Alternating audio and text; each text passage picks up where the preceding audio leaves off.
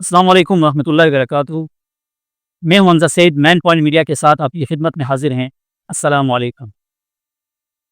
इल्म व अमल का गहवारा, दीनी और असरी उलूम का हसीन इम्तिज़ाज, हिदायत उलूम इस्लामी इस्लामाबाद, जो पिछली चंद दहाइयों से कौम और मुल्क व मिल्लत को ऐसे नौजवान फराहम कर रहा है जो जिस भी मैदान में पहुँचे उसके शाहसवार साबित हुए। आज मैं अपने मदर इल्मी मौलाना फज़लुर रहमान उस्मानी के निशानी इदारा उलूम इस्लामी इस्लामाबाद में मौजूद हूँ और हमारे साथ मौजूद हैं सदर इदारा उलूम इस्लामी और प्राइवेट एजुकेशनल सोसाइटी के सरबराह जनाब हज़रत मौलाना अब्दुल्ला मोहम्मद इकबाल साहब। हम उनसे इदारे का मकसद और इसके मुस्तकबिल के बारे में जानेंगे। मौलाना साहब, उस्ताद मोहतरम, आपका बहुत बहुत शुक्रिया, आपने हमें वक्त दिया।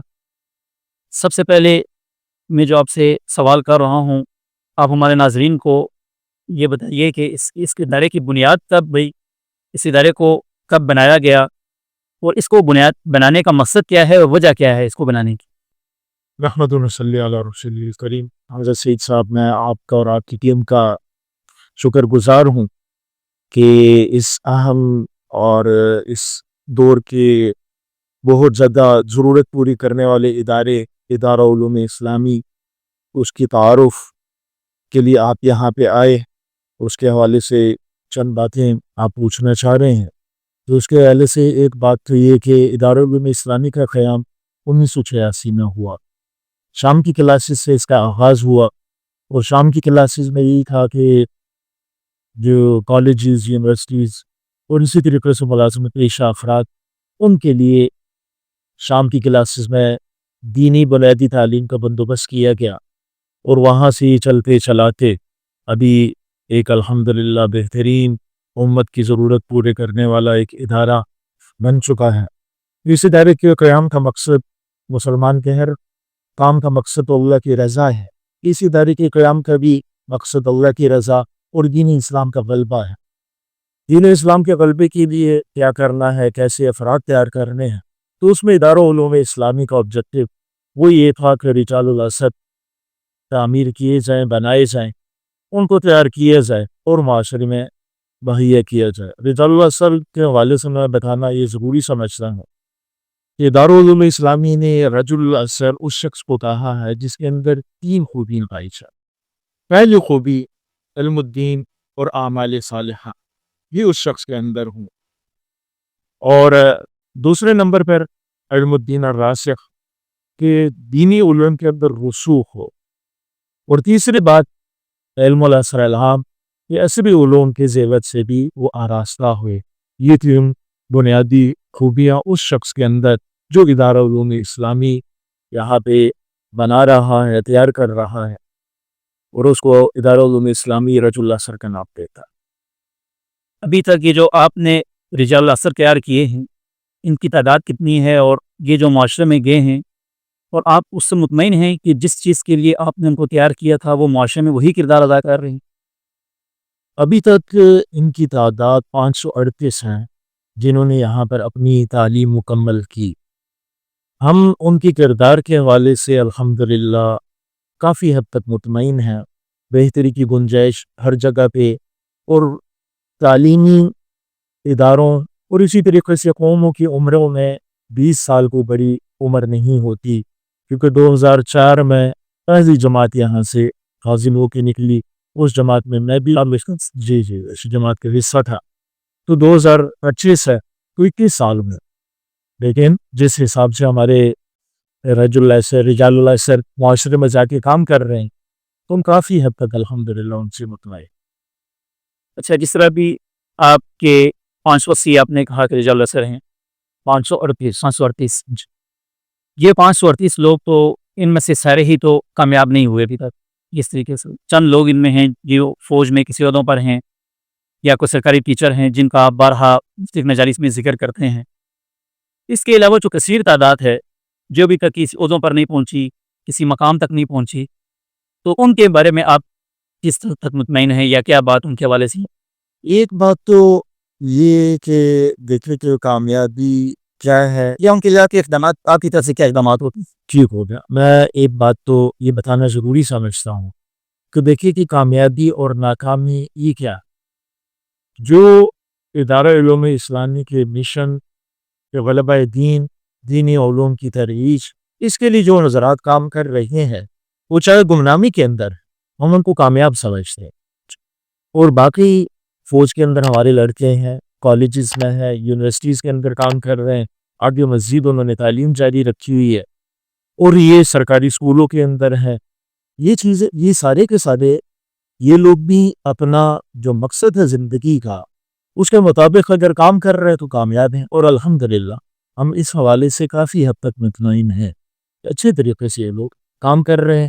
باقی کہ جو ناکام ہونا تو ہم تو کسی کو بھی یہ نہیں سمجھتے ہیں کہ ہمارا کوئی بھی فاضل اس حوالے سے ناکام. ہاں دنیا دار جس نظر سے دیکھتے ہیں کہ جاب مل جائے تو ہمارا کوئی بھی فاضل ایسا نہیں ہے کہ جو جاب کے بغیر سب الحمدللہ کاموں کے لگے ہوئے ہیں یا اپنی تعلیمات جاری رکھے ہو یا کہیں پہ کام کر رہے ہیں. اور اصل کام غلبہ دین دین علوم کی ترویج اس میں تو الحمدللہ ہمارے لڑکے بھرپور طریقے سے کام کر رہے ہیں. اچھا, جو طلباء ادارے سے تعلیم مکمل کیے بغیر چلے جاتے ہیں, مثلا ابھی آپ نے 538 رجال اثر, یہ وہ ہیں جنہوں نے یہاں سے تعلیم مکمل کی ہے. بہت سے ایسے ہیں ظاہرہ 1986 سے لے کے ابھی تک بہت سے داخلے ہوئے ہوں گے, تو ان میں سے اگر ہم یہ فیصد نکالیں تو شاید 20% ہوں گے جنہوں نے تعلیم مکمل کی ہوگی, 30 ہوگا, اتنا ہوگا. باقی جو 60-70% لوگ یہاں سے ادارے میں تعلیم مکمل کی بغیر چلے جاتے ہیں, اس کی کیا وجہ بنتی ہے؟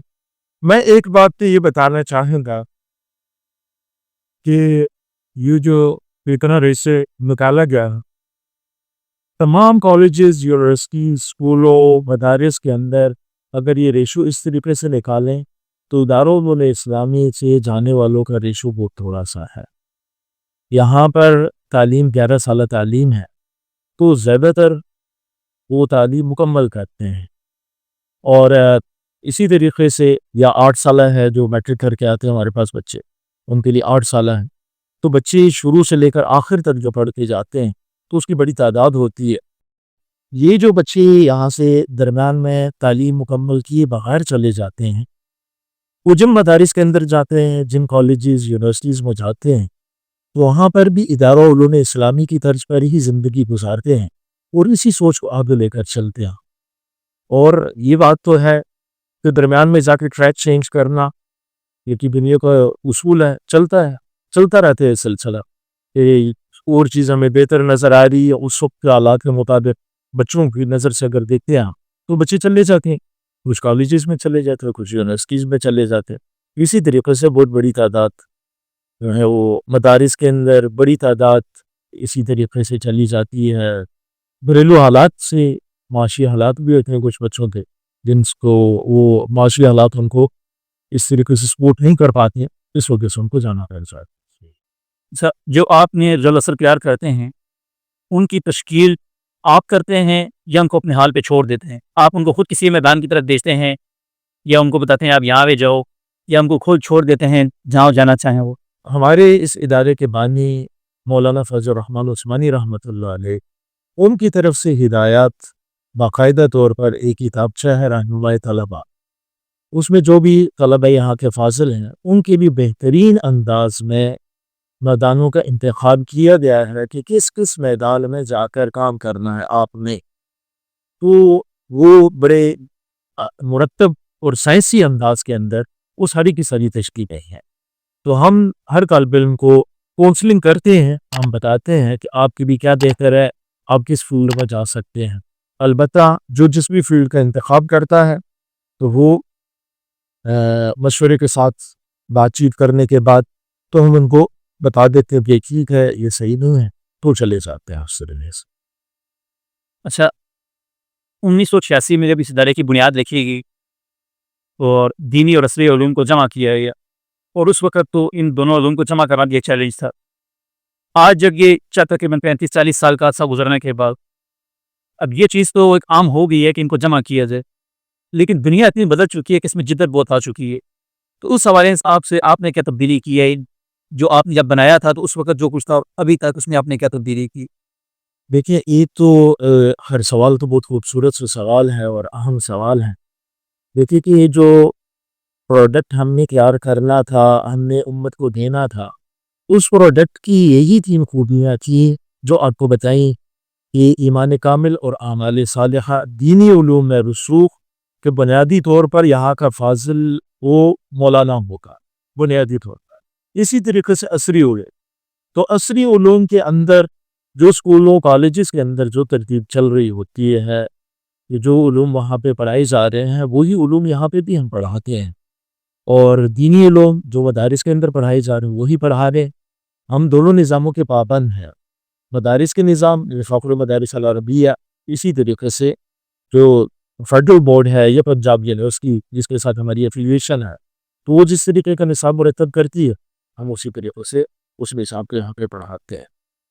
اچھا، ایک بچہ 5ویں کے بعد آپ کے پاس آتا ہے حفظ کر کے، تو اس کے بعد آپ اس کو جو تعلیم دیتے ہیں، اور وہ تعلیم ایسی ہے کہ کوئی معاشی طور پہ بندہ مطلب کما نہیں سکتا، کوئی فن نہیں ہے اس کے پاس، اور اس کے بعد وہ تعلیم 11 سال کی ہے.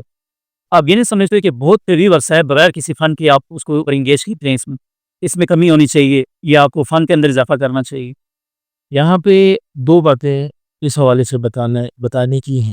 ایک بات تو یہ کہ دیکھیں کہ جو عصری علوم بھی یہاں پر دیے جاتے ہیں وہ ہم یہ سمجھتے ہیں کہ کسی بھی عالم کو اس دور کے اندر عالم کے لیے عصری علوم سے بہرہ ہونا اس کا ضروری ہے، اس وجہ سے ہم اس کو عصری علوم دیتے ہیں. ایک بات کی. دوسری بات یہ تو جہاں پہ ضروریات زندگی کا تعلق ہے وہ تو اس کو جو بھی بی اے کرتا ہے یا بی ایس کرتا ہے جتنا عرصہ باہر یونیورسٹیز میں لگاتا ہے، ہم اسی عرصے کے دوران دینی علوم بھی اس کو دے دیتے ہیں. یا اسی بات کو دوسرے انداز میں کہیں کہ جتنے عرصے کے اندر وفاق المدارس العربیہ اور شہبۃ العالمین کی ڈگری دیتا ہے، عالم بننے کا سند دے دیتا ہے، اسی دوران ہم عصری علوم بھی اس کو دے دیتے ہیں. ہم تو ڈبل چیزیں دے رہے ہیں. جیسے آج کل مولویوں کو یہ بھی چیلنجز بہت زیادہ ہو گئے، جیسے آئی ٹی ہے، اے آئی آ چکی ہے، اور اسلام آپ نے کہا نا مولوی پیدا کرتے ہیں، مولوی بنانا ہے، تو مولویوں کو بھی درپیش مسائل بہت زیادہ ہو گئے، تو اس کے لیے ان چیزوں کی ضرورت بہت پیدا ہو چکی ہے.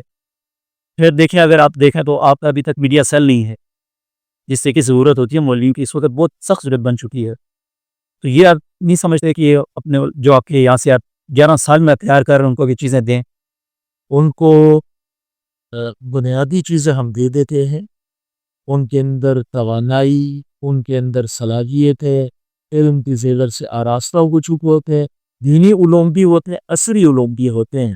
اس لیے اس کو جب بھی جس فیلڈ میں ڈالیں گے تو وہاں پہ جا کے رہنمائی اور قیادت کرے گا. آپ اپنی مثال لیں، ماشاءاللہ آپ اس فیلڈ میں گئے اور آگے تھوڑے سے وقت میں آپ کے MDSL جو بنا ہوا تھا اس نے ترقی کر دی. آپ بھی جہاں پہ ہیں آپ ہمارا کام کر رہے ہیں. اسی طریقے سے جو لڑکے ہمارے نکل کے جس فیلڈ کے اندر گئے بہترین شاندار طریقے سے کام کر رہے ہیں، ہمارا کام کر رہے ہیں. ہر چیز بنانا کہ ہم اپنا MDSL بنائیں، اسی طریقے سے IT سکھانے کے ہم ادارے قائم کریں، تو ہر چیز کوئی بھی ایک ادارہ وہ ساری چیزیں بنا نہیں سکتا. اچھا، ہمارے جو اس ادارے کے بانی محافظ امام عثمانی صاحب ہیں، ان کا ایک جو موٹو تھا اس میں یہ بھی تھا کہ ہم سکول بنائیں گے، سکول بنانا چاہتے ہیں. بالکل. تو اس حوالے سے ادارہ اسلامیہ نے کیا پیش رفت کی ہے ابھی تک، اور آگے کس طریقے سے بننا چاہ رہا ہے ادھر؟ ادارہ علوم اسلامی کے ویژن کے اندر 2 چیزیں تھیں. ایک تو بنیادی طور پر یہ جس طریقے سے ادارہ یہ سیٹ اپ چل رہا ہے یہ والا سیٹ اپ کا دوسرا حصہ جس کے حوالے سے آپ نے سوال کیا کہ اچھے انگلش میڈیم سائنس پڑھانے والے اسکول ہوں، تو وہ ادارہ علوم اسلامی کا باقاعدہ ویژن ہے. وہ اس حوالے سے ہم نے ہوم ورک مکمل کیا ہوا ہے.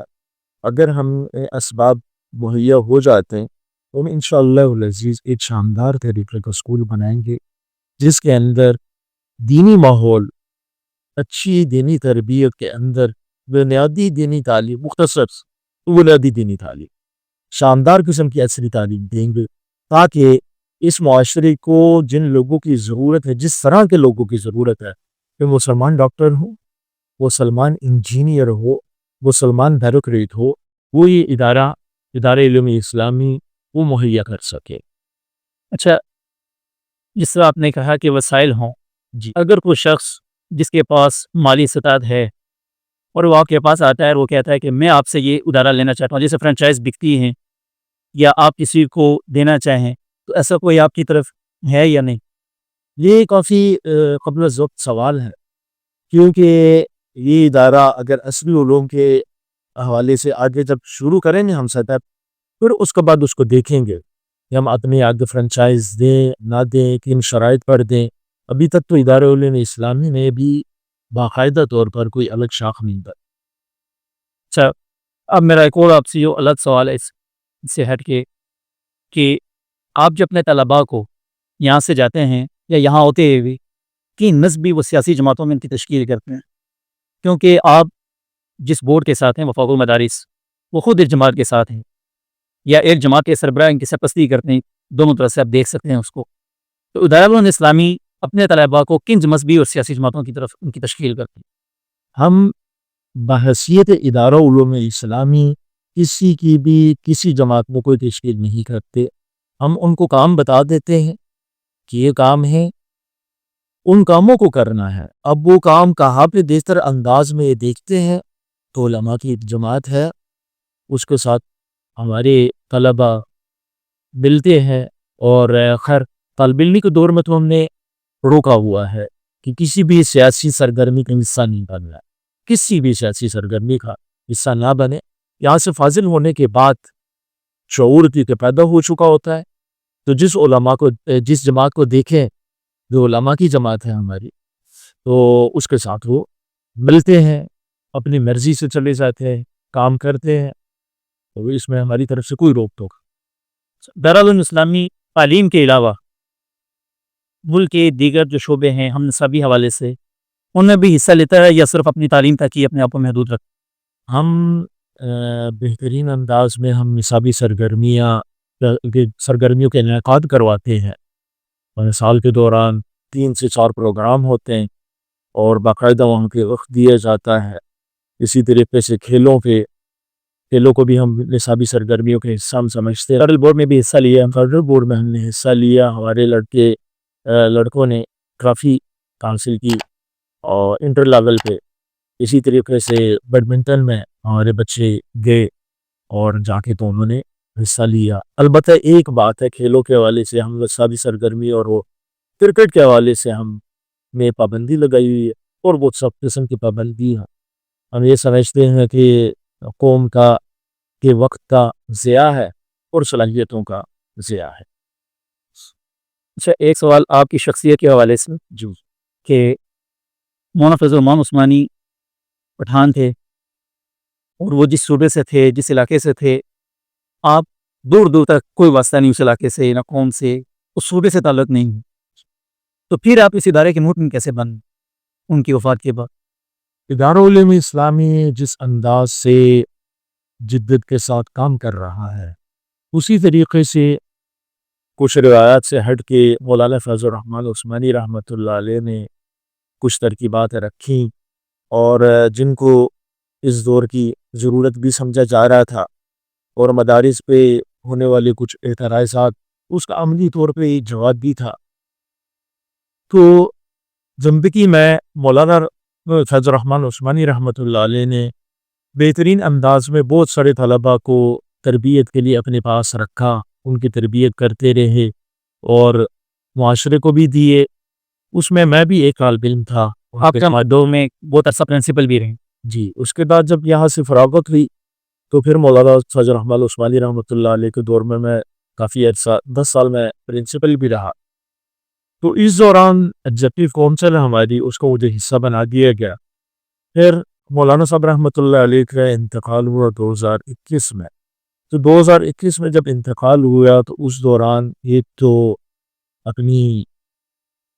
اپنا ایک میسیج تھا ان کا، جس میں انہوں نے یہ بات بھی کہی کہ ادارہ علوم اسلامی کے انتظامات کو سنبھال لیں، مجھے یہ بات کہی، اور بھی ہمارے ساتھی تھے ان کو۔ اسی طریقے سے ہاتھ سے لکھ کر ہاسپٹل سے اندر ہاتھ سے لکھ کر ایک سرکولیشن بھی جاری کیا، جس کے اندر یہ بات لکھی ہوئی ہاں جی، کہ میرے حوالے سے ایک اور ہمارے ساتھی ہیں ان کے حوالے سے کہ ادارے کے معاملات کو سنبھال لیں. اور ادارہ علوم اسلامی کے پھر دستور، وصیت، اس کے اندر یہ باتیں تھیں، اور دستور کے مطابق یہ بات کہ مجلس منتظمہ مولانا فضل الرحمن عثمانی رحمۃ اللہ علیہ کے انتقال کے بعد ان کے جنازے سے پہلے پہلے اجلاس کرے اور نئے صدر کا انتخاب کرے. پھر نئے صدر کا انتخاب، اس میں میرا نام آیا اور بالاتفاق میرے نام پہ سب لوگوں نے اتفاق کر لیا، اور پھر یہ صدارت کی ذمہ داری مجھ پہ کی. اچھا، جس طریقے سے باقی مدارس یا تعلیمی ادارے فلاحی کاموں میں حصہ لیتے ہیں، جیسے سیلاب آ جاتا ہے تو اس کے لیے پھر اس طرح کے کوئی معاملات ہوتے ہیں، جیسے مدارس میں بیت السلام ہے، جامع الرشید ہے، جب اس طرح کے فلاحی کاموں میں ادارہ اسلامی نظر نہیں آتا، یا وہ اپنی تعلیم کے علاوہ اس کو ترجیح نہیں دے رہا، یا کیا وجہ ہے کہ اس میں نظر نہیں آتا؟ دیکھیے، فلاحی کاموں کی جہاں تک بات ہے کہ فلاحی کام معاشرے کی، عوام کی، امت کی ضرورت ہے، اس میں ہم یہ سمجھتے ہیں کہ ادارہ علوم اسلامی ایک تعلیمی ادارہ ہے. اس کا یہ مطلب نہیں کہ فلاحی کاموں کو ہم غلط سمجھ رہے ہو. فلاحی کاموں سے ہمارے یہاں کے فاضلین بہترین انداز میں ایک فلاحی ایسوسیشن چلا رہے ہیں، اور وہ شاندار طریقے سے چلا رہے ہیں. تو ہماری ان کو سپورٹ ہے، اور بہترین انداز میں ان کا کام ہے، اور ہماری سرپرستی ان کو حاصل ہے. تو ہمیں بھی اسباب اگر اس حوالے سے بھی مل جاتے ہیں اور موقع ملتا ہے تو ہم اس سے پیچھے نہیں ہٹیں گے، ہم بھی اس میدان میں پیچھے رہیں گے. اچھا، کوئی معاملہ پیش آتا ہے دنیا میں یا پاکستان میں، تو جیسے فلسطین کا معاملہ ہے، اس وقت پاک بھارت کشیدگی چل رہی ہے، اس حوالے سے تو ادارہ علوم اسلامی کا جو موقف ہے وہ بہت تاخیر سے آتا ہے، یا تو آتا ہی نہیں ہے، اگر آتا ہے تو بہت تاخیر سے آتا ہے.